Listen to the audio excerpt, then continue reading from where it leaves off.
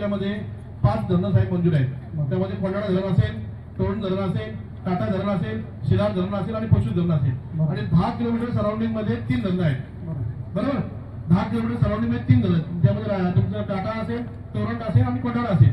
तर तुम्ही त्याचं काय असं भूतज्ञांच्याकडून असं काय हे घेतलंय का ह्या 3 धरण 10 किलोमीटर आतमध्ये आहेत, याच्यामुळे भूकंप होणार नाही, याच्यामुळे स्थानिकांना काय असं त्रास होणार नाही, भविष्यात भूकंप झाला तर जबाबदार टाटा कंपनी, टोरंट कंपनी आणि कोंडाळा सिडको राहील, असं आम्हाला पत्र द्या ना स्थानिकांना. कलेक्टरांचं पत्र घेऊन द्या. तुम्ही काय आमच्या साठी पाणी घेत हे स्थानिकांसाठी धरणं होत नाही. टाटाचं धरण तुम्ही वीज तुमचा स्वार्थ काय आहे, तुम्ही वीज करून वीज विकला. कोंडाळा धरण होतं ते सिडकोला पाणी जाणार आहे, अजून ते शिलार होते ते तिसरीकडे पाणी जाणार आहे. स्थानिकांसाठी शून्य पाणी आहे, शून्य त्याचा फायदा आहे.